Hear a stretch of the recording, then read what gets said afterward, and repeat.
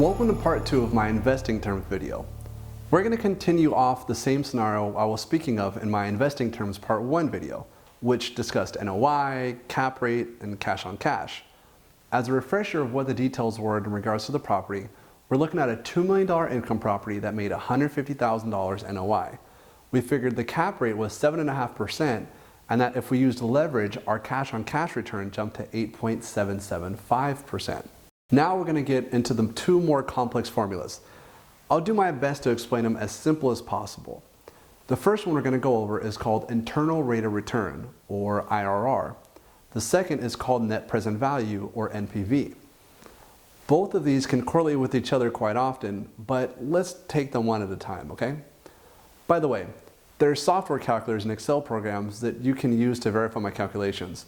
Because of the complexity of the IRR and NPV formulas and the time it would take to redundantly explain it on a video, let's save the technicalities for a different time, shall we? First, the IRR concept. Let's take a look at that same $2 million property that makes $150,000 a year. We already know it has a 7.5% cap rate, and we've seen the additional potential it can make using leverage. And it's fairly easy to see how we can compare these to a bank account, right? So let's keep using the bank account example. Let's go back and say we give the bank $2 million all cash, and in return we make $150,000 a year. Then let's say after 3 years or so of collecting 7.5% of our money, we decide to leave the bank and do something else. We go to the bank and request a withdrawal of our $2 million, and instead of them only giving us $2 million after 3 years, they give us back $4 million. Double what we put in there. Now wait. We've been making 7.5% this whole time, but at the end of our 3rd year, we doubled our money, plus the other 2 years, 7.5%. Wait, so how much did I make overall? This is exactly where the internal rate of return comes in. Internal rate of return is basically looking at the investment overall from start to finish. And the key word there is finish, because there must be an exit strategy. And then determining how and what percentage you made. So let's look at our property. $2 million to buy it all cash, $150,000 for 3 years, and then at the end of the 3rd year, there's a huge bonus of $4 million. Using IRR, we've made 32.1%. As I explained, without getting all technical and wasting your time with the mathematics and how it works out, our money is made 32.1% every year from start to finish. And again, the key word there is finish. To make sure you're still with me and you know how to keep the 4 terms discussed so far, let's do a quick recap. NOI, which is short for net operating income, is the income you make after all expenses except the mortgage principal and interest. And as a side note, remember that you have to deduct taxes and insurance before you calculate the NOI. Next is the quick snapshot of an investment's potential, the cap rate. To keep the formula simple, just remember IRV, which is short for income over rate equals value. The NOI and cap rate go together to make a quick snapshot judgment of a property's potential. Next was the cash on cash. This is similar, but a more accurate depiction than the cap rate concept, since it takes into consideration all the other expenses, such as principal and interest on a mortgage.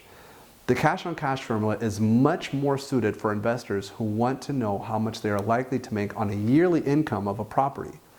After cash on cash, we have the overall formula of IRR, or internal rate of return.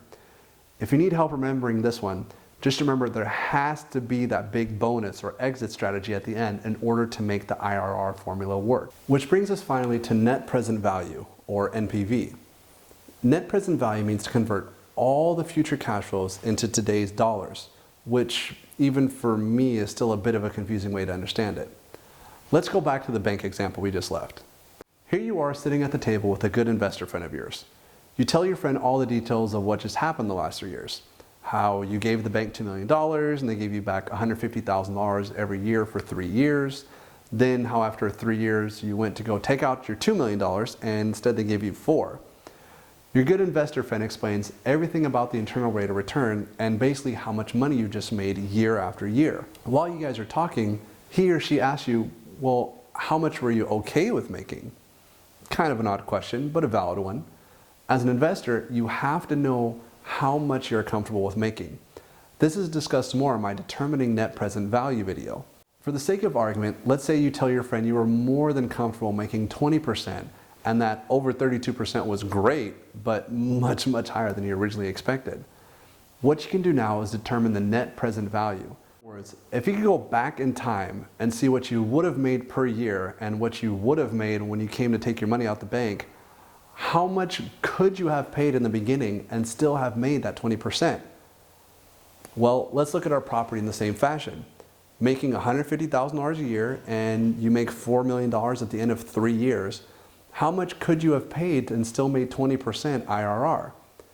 After plugging in a few numbers, the amount is a difference of $630,787. In other words, if you had paid the original $2 million plus an additional $630,000, your new IRR will be 20%, right at the percentage you were comfortable with. Now, at this point, you may be asking why you would need this information.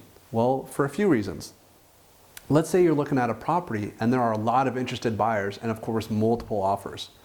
Obviously, there can only be one buyer.